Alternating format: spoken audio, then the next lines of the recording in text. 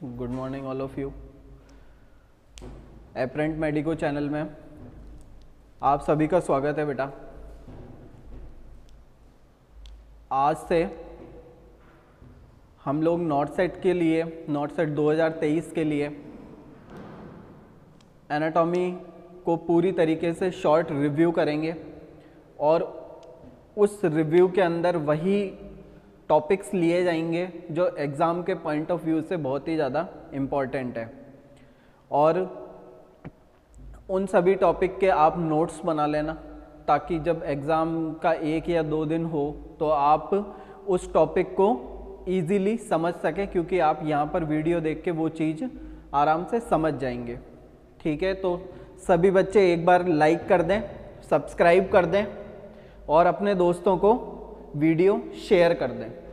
ठीक है, anatomy physiology चालू कर रहे हैं, तो एनाटॉमी फिजियोलॉजी का सबसे पहले थोड़ा इंट्रोडक्शन अपन देख लेते हैं कि इंट्रोडक्शन क्या होता है, कि ग्रॉस एनाटॉमी किसको कहते हैं अपन।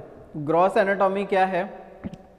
ऐसी स्ट्रक्चर, ठीक है, ऐसी ह्यूमन बॉडी की स्ट्रक्चर जिनको क्या है नेक्ड आई से अपन देख सकते हैं। ठीक है, ऐसी ह्यूमन स्ट्रक्चर जिनको अपन नेक्ड आई से देख सकते हैं, उस साइंस की ब्रांच को क्या बोला जाता है? Gross anatomy. ठीक है, ऐसी स्ट्रक्चर जिसको अपन नेक्ड आई से देख सकते हैं उसको क्या कहा जाता है? Gross anatomy. ठीक है, एग्जाम में अगर पूछ लिया जाए कि भाई नेक्ड आई से देखने वाली साइंस की कौन सी ब्रांच है, ठीक है, जिसमें ह्यूमन स्ट्रक्चर को देखा जा सकता है, तो ऐसी ब्रांच क्या कहलाती है? ग्रॉस एनाटॉमी कहलाती है। इसके बाद अपने पास दूसरी ब्रांच आती है माइक्रोस्कोपिक एनाटॉमी। ठीक है, कौन सी आती है? Microscopic anatomy. नेम डिराइव करता है चीज़ों को, ठीक है, कि माइक्रोस्कोप। ठीक है, क्या लिख रखा है? माइक्रोस्कोप। ठीक है, तो जो भी ह्यूमन का स्ट्रक्चर है, ठीक है, तो वो अगर माइक्रोस्कोप से देखा जाए, ठीक है, साइंस की ऐसी ब्रांच को, एनाटॉमी की ऐसी ब्रांच को क्या करेंगे अपन? माइक्रोस्कोपिक एनाटॉमी कहते हैं। ठीक है, तो ऐसी स्ट्रक्चर जो देखी जाती है माइक्रोस्कोप के द्वारा। ठीक है, अब माइक्रोस्कोप के द्वारा अपन हाथ और पैरों को तो इजीली नेक्ड आई से विजिबल कर सकते हैं, ठीक है, पर माइक्रोस्कोप से क्या देखा जाता है? जैसे कि अपने टिश्यूज हैं, ठीक है, टिश्यूज को अगर विजिबल करना है तो माइक्रोस्कोप से देखा जाएगा। सेल्स को विजिबल करना है तो किससे देखा जाएगा? माइक्रोस्कोप से देखा जाएगा। तो जनरल बात यही है कि एनाटॉमी कितने तरीके की है? 2 तरीके की। एक तो ग्रॉस है अपने पास, एक कौन सी है? माइक्रोस्कोपिक है। ठीक है, इसके बाद अपने पास आता है कि जो ह्यूमन बॉडी की सबसे बेसिक चीज है, ठीक है, बेसिक जो यूनिट है, ठीक है, उसको अपन सभी जानते हैं कि क्या कहते हैं? सेल कहते हैं। ठीक है, ह्यूमन बॉडी की जो बेसिक स्ट्रक्चर है, ठीक है, उसको क्या कहा जाता है? फंक्शनल जो यूनिट है उसको क्या कहा जाता है? सेल कहा जाता है। सेल क्या है? ठीक है, जहां पर अगर अपन ने बोल दिया कि ये क्या है? एक फंक्शनल यूनिट है। ठीक है, तो cell are the smallest functional, ठीक है, फंक्शनल यूनिट है, ठीक है, अपनी बॉडी की। ठीक है, जब भी सेल अपन पढ़ते हैं, ठीक है, तो सेल क्या है? एक फंक्शनल यूनिट है। मतलब अगर आपसे एग्जाम में पूछ लिया जाए, ठीक है, कि बॉडी की फंक्शनल यूनिट क्या है, ठीक है, तो बॉडी की फंक्शनल यूनिट है अपनी सेल। ठीक है, इसके बाद अपन देखते हैं, ठीक है, कि सेल जब भी बहुत सारी सेल्स मिल जाती है, ठीक है, तो क्या बनाती है? अपना टिश्यूज बनाती है। ठीक है, जब बहुत सारी सेल ग्रुप्ड हो जाएगी, ठीक है, तो वो क्या बनाएगी? एक टिश्यूज बनाएगी। अब टिश्यू से ही अपनी पूरी बॉडी का निर्माण हुआ है। ठीक है, तो कौन कौन से टिश्यूज अपने को देखने को मिल सकते हैं? टिश्यूज बहुत तरीके के होते हैं, कनेक्टिव टिश्यू होते हैं, फाइब्रस टिश्यू होते हैं। ठीक है, तो कनेक्टिव टिश्यू का अगर अपन एग्जांपल लें, ठीक है, तो बोन्स, ठीक है, ब्लड, ठीक है, ये सभी क्या है? कनेक्टिव टिश्यू है। याद रखना आप, बोन्स और ब्लड क्या है? अपने कनेक्टिव टिश्यू है। ठीक है, क्या है?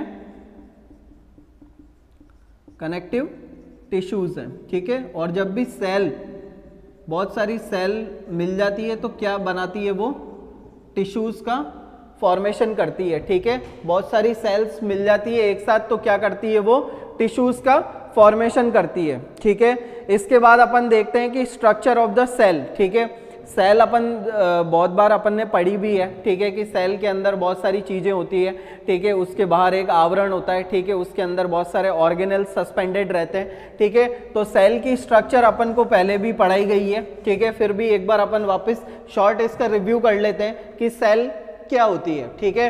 तो सेल के सबसे पहले तो अपन को पता है कि बाहर का जो भी आवरण होता है, ठीक है, बाहर की जो भी झिल्ली होती है उस झिल्ली को क्या कहा जाता है, प्लाज्मा मेम्ब्रेन कहा जाता है। उस झिल्ली को क्या कहा जाता है, प्लाज्मा मेम्ब्रेन, ठीक है। सेल है, ठीक है, सेल की ये बाहरी आउटर जो मेम्ब्रेन है, ठीक है, इसको अपन क्या बोलेंगे, प्लाज्मा मेम्ब्रेन बोलते हैं, ठीक है बच्चों, ठीक है, क्या बोलते हैं, प्लाज्मा मेम्ब्रेन बोलते हैं। अब प्लाज्मा मेम्ब्रेन जो है, ठीक है, क्वेश्चन आएगा कि भाई प्लाज्मा मेम्ब्रेन किस चीज से बनी होती है, ठीक है। तो उसके लिए अपने को यहां पर लिखा गया है, ठीक है, कि it is made up of 50% of protein, ठीक है, कितना, 50% प्रोटीन से, 45% लिपिड से एंड 5% ऑफ कार्बोहाइड्रेट से, ठीक है। तो एग्जाम का क्वेश्चन क्या बनता है, ठीक है, कि अगर प्लाज्मा मेम्ब्रेन का अपन से पूछ लिया जाएगा कि प्लाज्मा मेम्ब्रेन के अंदर जो कंपोनेंट है उसमें कितने % कार्बोहाइड्रेट है, ठीक है, तो कार्बोहाइड्रेट कितने हैं, 5%, ठीक है। और अगर ये पूछ लिया जाए कि प्लाज्मा मेम्ब्रेन में प्रोटीन कितने % है, तो 50% है, ठीक है, प्रोटीन कितने % है, 50% है, ठीक है। और अगर लिपिड्स का पूछ लिया जाएगा तो लिपिड्स कितने हैं, 45% है, ठीक है। तो प्लाज्मा मेम्ब्रेन क्या है, ठीक है, सेल की आउटर कवरिंग है, ठीक है, जिसका फॉर्मेशन किससे हुआ है, प्रोटीन से, लिपिड से और कार्बोहाइड्रेट से, ठीक है। एग्जाम का क्वेश्चन बनेगा, ठीक है, तो क्या बोलेंगे कि भाई 50% क्या है, प्रोटीन है, ठीक है, 45% क्या है, लिपिड है, ठीक है, और 5% क्या है, अपने कार्बोहाइड्रेट है, ठीक है बच्चों।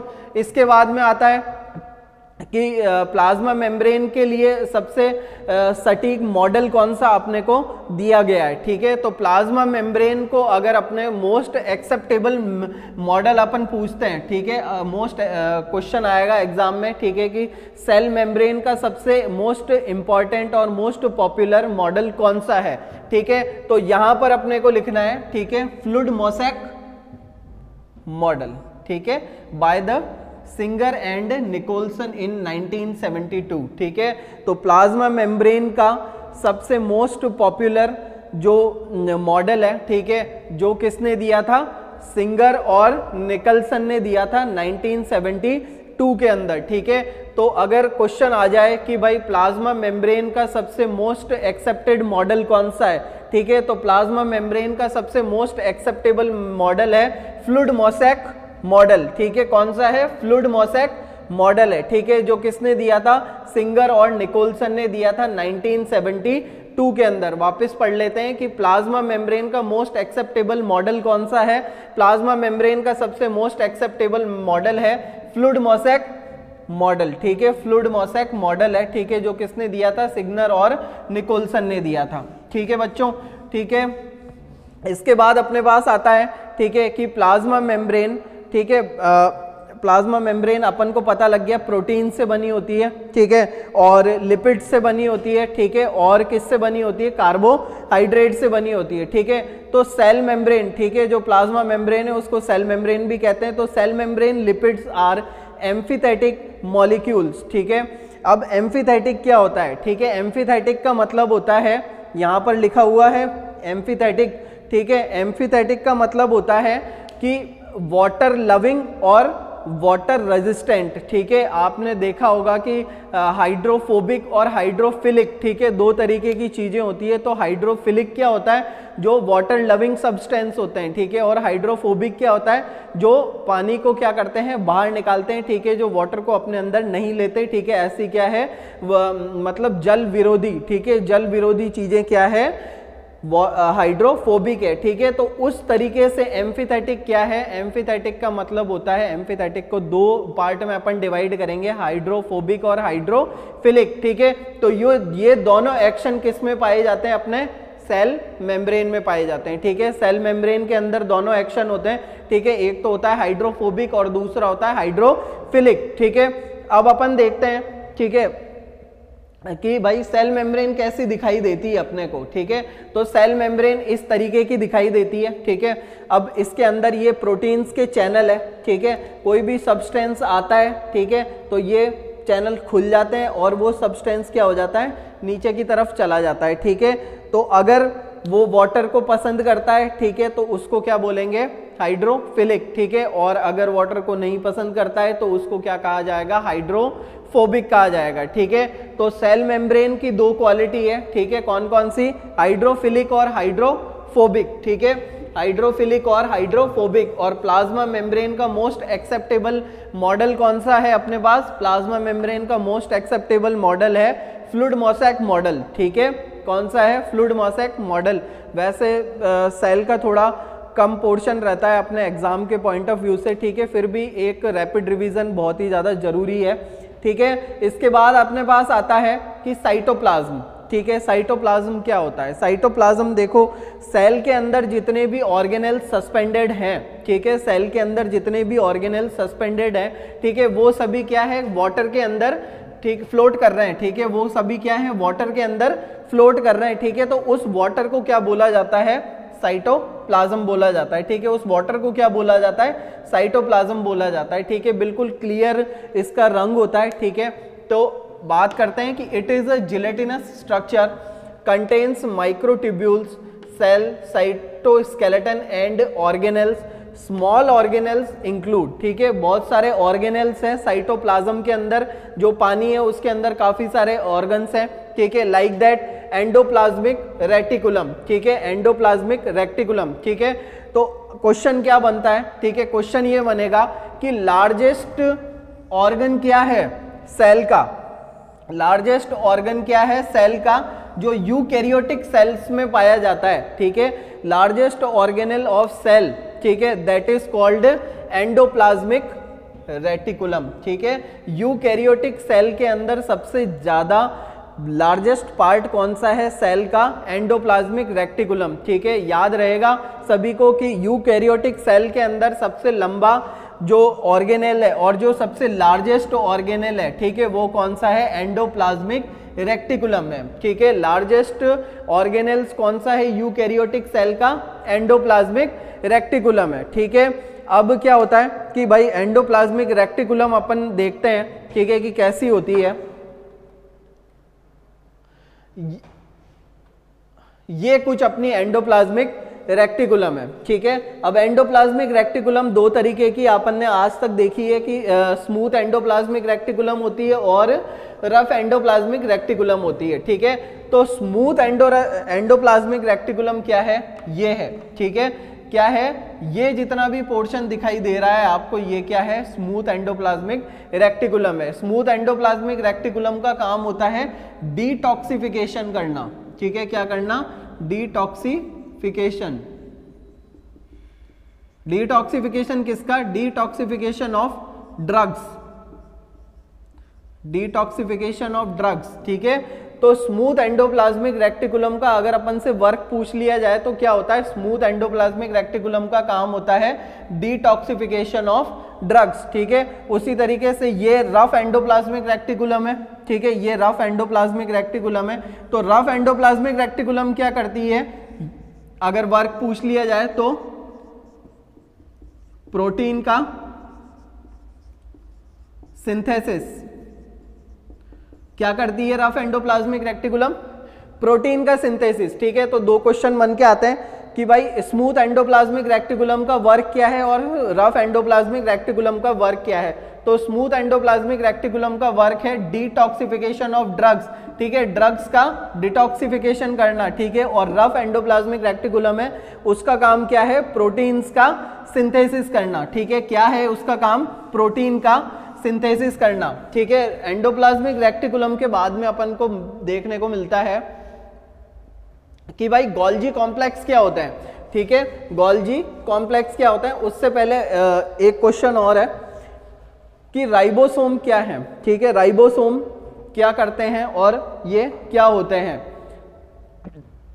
ठीक है। राइबोसोम्स क्या है, जैसे अपन ने एंडोप्लाज्मिक रेटिकुलम देखा था, तो एंडोप्लाज्मिक रेटिकुलम पे अपने को कुछ ऐसे डॉट्स दिखाई दे रहे थे, ठीक है, वो डॉट्स क्या हैं, राइबोसोम्स है, ठीक है। राइबोसोम्स का काम क्या होता है, प्रोटीन का सिंथेसिस करना, ठीक है, प्रोटीन का सिंथेसिस करना, ठीक है। तो अगर अपन से पूछ लिया जाए कि राइबोसोम्स का वर्क क्या है, तो राइबोसोम्स का वर्क है या फंक्शन है प्रोटीन का सिंथेसिस करना, ठीक है। राइबोसोम का फंक्शन क्या है? प्रोटीन का सिंथेसिस करना, ठीक है बच्चों। इसके बाद अपने पास आता है कि गोल्जी कॉम्प्लेक्स क्या होता है, ठीक है। गोल्जी कॉम्प्लेक्स किसे कहते हैं? तो इस तरीके का कुछ आपको दिखाई देगा स्ट्रक्चर, ठीक है, सेल के अंदर। इसको अपन क्या बोलते हैं? गोल्जी कॉम्प्लेक्स बोलते हैं, ठीक है। इसको क्या बोलते हैं? गोल्जी कॉम्प्लेक्स बोलते हैं। इसके बाद आता है कि गोल्जी कॉम्प्लेक्स को और क्या कहा जाता है, ठीक है। तो डिक्टोसोम्स, ठीक है, डिक्टोसोम्स, ठीक है, ये नोट डाउन कर लेना, ठीक है, कि गोल्जी कॉम्प्लेक्स को ऑल्सो नोन एज डिक्टोसोम्स, ठीक है, डिक्टोसोम्स भी कहा जाता है।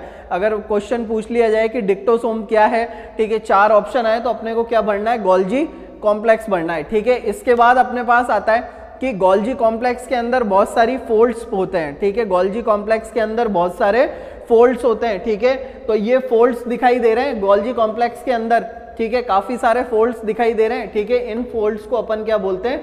सिस्टर्नी, ठीक है। इसको क्या बोलते हैं? सिस्टर्नी बोलते हैं, ठीक है। जो गोल्जी कॉम्प्लेक्स के अंदर अपने को फोल्ड्स दिखाई देते हैं, उन फोल्ड्स को क्या कहा जाता है? सिस्टर्नी कहा जाता है, ठीक है। अब गोल्जी कॉम्प्लेक्स का फंक्शन क्या होता है? गोल्जी कॉम्प्लेक्स का फंक्शन होता है जैसे फॉस्फोलिपिड का सिंथेसिस करना, ठीक है। कुछ लिपिड्स हैं, ठीक है, उनका कुछ सब्सटेंस है, ठीक है, उनका सिंथेसिस करना, तो लाइक दैट फॉस्फोलिपिड, ठीक है। अब क्वेश्चन बनता है कि फॉस्फोलिपिड का सिंथेसिस कहाँ होता है? तो फॉस्फोलिपिड का सिंथेसिस होता है अपने गोल्जी कॉम्प्लेक्स के अंदर, ठीक है। फॉस्फोलिपिड का सिंथेसिस कहाँ होता है? गोल्जी कॉम्प्लेक्स के अंदर, ठीक है। फिर दूसरा है कि गोल्जी कॉम्प्लेक्स और क्या कर सकता है? गोल्जी कॉम्प्लेक्स बनाता है अपना लाइसोसोम, ठीक है। क्या बनाता है? लाइसोसोम का प्रोडक्शन करता है कौन? गोल्जी कॉम्प्लेक्स, ठीक है। तो लाइसोसोम का प्रोडक्शन कौन करेगा?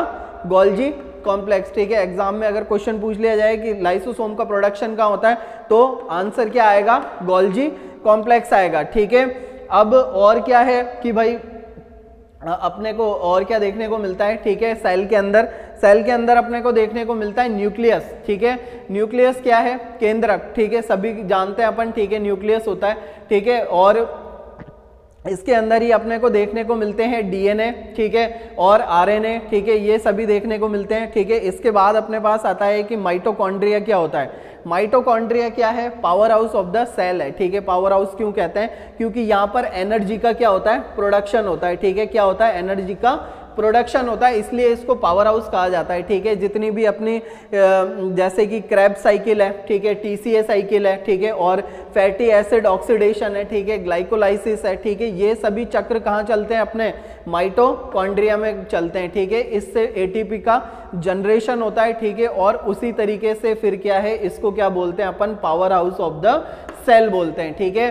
तो आप याद रखिए कि अगर पूछ लिया जाए एग्जाम के अंदर कि Krebs cycle, fatty acid oxidation, ठीक है, ग्लाइकोलाइसिस, ये सेल के कौन सी स्ट्रक्चर के अंदर होती है, ठीक है, तो ये सभी किस स्ट्रक्चर के अंदर होती है? माइटोकॉन्ड्रिया के अंदर, ठीक है। Krebs cycle, fatty acid oxidation, ठीक है, ये सभी किसके अंदर होती है? ठीक है, ये सभी होती है अपने माइटोकॉन्ड्रिया के अंदर, ठीक है। इसके बाद आते हैं अपने पास राइबोसोम्स, ठीक है। राइबोसोम्स अपन ने पहले भी पढ़े कि राइबोसोम्स क्या होता है कि ऐसी सब्सटेंस है, ठीक है, जो कि क्या है? पूरी सेल के अंदर थ्रू आउट बिखरे हुए हैं, ठीक है। ऐसे सब्सटेंस है जो क्या है? पूरी सेल के अंदर बिखरे हुए हैं, ठीक है। और सेल के अंदर बिखरे होते हैं तो एंडोप्लाज्मिक रेक्टिकुलम, जो सबसे लार्जेस्ट एरिया है अपने सेल का, ठीक है, वहां पर जाके ये चिपक जाते हैं, ठीक है। इसलिए अपने को एंडोप्लाज्मिक रेक्टिकुलम में देखने को मिलता है कि राइबोसोम्स क्या है? बहुत सारे वहां पर लिंक्ड हैं, ठीक है। अगर राइबोसोम्स चिपके हुए हैं ऐसे बिल्कुल दूर दूर, ठीक है, तो उनको राइबोसोम्स कहा जाएगा। और अगर ये पूरी चेन रिएक्शन बनाते हैं, ठीक है, राइबोसोम अगर पूरी चेन रिएक्शन बनाते हैं तो उस चीज को क्या बोलेंगे अपन? पॉली राइबोसोम बोलेंगे, ठीक है। अगर राइबोसोम्स क्या है? चेन स्ट्रक्चर में प्रेजेंट है तो उसको क्या कहा जाता है? पॉली राइबोसोम कहा जाता है, ठीक है। राइबोसोम्स का फंक्शन क्या होता है? प्रोटीन को प्रोड्यूस करना, ठीक है। क्या करना? प्रोटीन को प्रोड्यूस करना। ये किसका काम होता है? अपना लाइसोसोम, ठीक है, प्रोटीन का प्रोडक्शन करना राइबोसोम्स का काम होता है, ठीक है। इसके बाद अपने पास आता है कि भाई सेंट्रियोल्स क्या होते हैं, ठीक है। सेंट्रियोल्स क्या है? सेंट्रियोल्स अपने को देखने को मिलेंगे कि सेल के अंदर कुछ सेल है, ठीक है, सेल के अंदर कुछ इस तरीके के अपने को स्ट्रक्चर्स दिखाई देती है, ठीक है, और कुछ सिलेंड्रिकल स्ट्रक्चर्स दिखाई देती है, ठीक है, जो आगे जाकर क्या करती है, सेल का डिवीजन करवाती है, ठीक है। तो अगर अपन से पूछ लिया जाए कि सेंट्रियोल्स का काम क्या है, ठीक है, सेंट्रियोल्स का काम क्या है, तो function of centrioles is in cell division, ठीक है, function of centrioles is cell division, ठीक है। तो सेल डिवीजन अगर कोई करवाएगा तो वो कौन है, अपना सेंट्रियोल्स, ठीक है। इसके बाद अपन पढ़ते हैं कि फ्लैजिला और सीलिया क्या होते हैं, ठीक है। फ्लैजिला और सीलिया क्या है, सीलिया अपन ने पहले भी पढ़ा है कि सीलिया क्या है, बहुत ही ज़्यादा अमाउंट में छोटे छोटे होते हैं, ठीक है, और फ्लैजिला क्या होते हैं, कुछ लंबे नुमा संरचना होती है, ठीक है। तो हेयर लाइक अगर प्रोजेक्शन सेल्स के अंदर दिखाई देते हैं, ठीक है, तो उसको अपन क्या बोलेंगे, सीलिया बोलेंगे, ठीक है, उसको अपन क्या बोलेंगे, सीलिया बोलेंगे। हेयर लाइक प्रोजेक्शंस क्या होते हैं, सीलिया होते हैं, ठीक है। और अगर अपने को लंबी स्ट्रक्चर्स दिखाई दे रही है, ठीक है, कुछ लंबी स्ट्रक्चर्स दिखाई दे रही है, ठीक है, लाइक स्पर्म, ठीक है, स्पर्म होते हैं, ठीक है, कुछ लंबी संरचना होती है, ठीक है। तो इस तरीके की स्ट्रक्चर अगर अपने को दिखाई देती है तो उनको अपन क्या बोलते हैं, फ्लैजिला बोलते हैं, ठीक है। सीलिया और फ्लैजिला में अंतर यही है कि सीलिया कैसे हेयर लाइक स्ट्रक्चर होते हैं, ठीक है, और फ्लैजिला कैसे होते हैं, लंबी स्ट्रक्चर होती है, ठीक है, लाइक स्पर्म, ठीक है। जो स्पर्म होते हैं, ठीक है, वो भी बिल्कुल लंबे ही होते हैं, ठीक है। इसके बाद अपने पास आते हैं विलाई, ठीक है। आपने जब भी डाइजेस्टिव सिस्टम पढ़ा होगा, ठीक है, तो डाइजेस्टिव सिस्टम के अंदर विलाइस होते हैं, ठीक है, स्मॉल इंटेस्टाइन में, लार्ज इंटेस्टाइन में, यहाँ पे अपने को विलाइस देखने को मिलता है। विलाइस क्या करते हैं, ठीक है, ऐसे सेल मेम्ब्रेन के प्रोजेक्शन है, ठीक है, जो कि सरफेस एरिया बढ़ा देते हैं किसी भी ऑर्गन का, ठीक है, किसी भी ऑर्गन का सरफेस एरिया बढ़ाने वाले प्रोजेक्शन क्या कहलाते हैं, विलाई कहलाते हैं, ठीक है। अब जैसे कि विलाई कहाँ कहाँ प्रेजेंट होते हैं, तो मोस्ट अबंडेंट विलाइज देखने को मिलते हैं अपने को इंटेस्टाइनल लाइन में, ठीक है, इंटेस्टाइनल लाइन जैसे कि स्मॉल इंटेस्टाइन, ठीक है, और लार्ज इंटेस्टाइन, ठीक है, यहाँ पर अपने को विलाई सबसे ज्यादा देखने को मिलेंगे, ठीक है। उसके बाद अपने पास आता है कि लाइसोसोम क्या होता है। लाइसोसोम क्या है, lysosome is also called as the suicidal bag, ठीक है। लाइसोसोम को क्या कहते हैं अपन, सुसाइडल बैग कहते हैं, ठीक है, क्योंकि ये सेल को क्या करता है, फैगोसाइट कर सकता है, ठीक है, और पिनोसाइटोसिस कर सकता है, ठीक है। तो लाइसोसोम का काम क्या है, ठीक है, कि लाइसोसोम क्या है, also known as suicidal bag, ठीक है। तो क्वेश्चन बनता है कि भाई सुसाइडल बैग क्या है, तो लाइसोसोम है, ठीक है। अब लाइसोसोम क्या है कि अपन समझते हैं कि स्पर्म जो होते हैं, ठीक है, स्पर्म ओवरीज को कैसे पेनिट्रेट कर देते हैं, ठीक है। तो ये एक स्पर्म का हेड है, ठीक है, और ये ओवम है, ठीक है। तो स्पर्म के हेड के अंदर बहुत सारे लाइसोसोम एंजाइम्स पाए जाते हैं।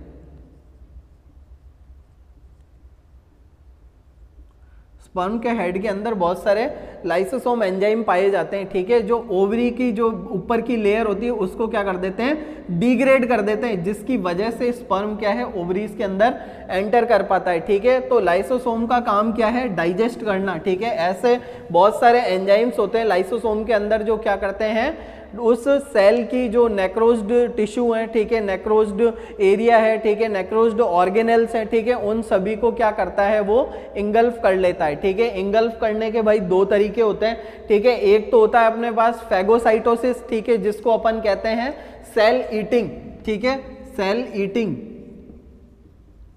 सेल ईटिंग क्या है, फैगोसाइटोसिस।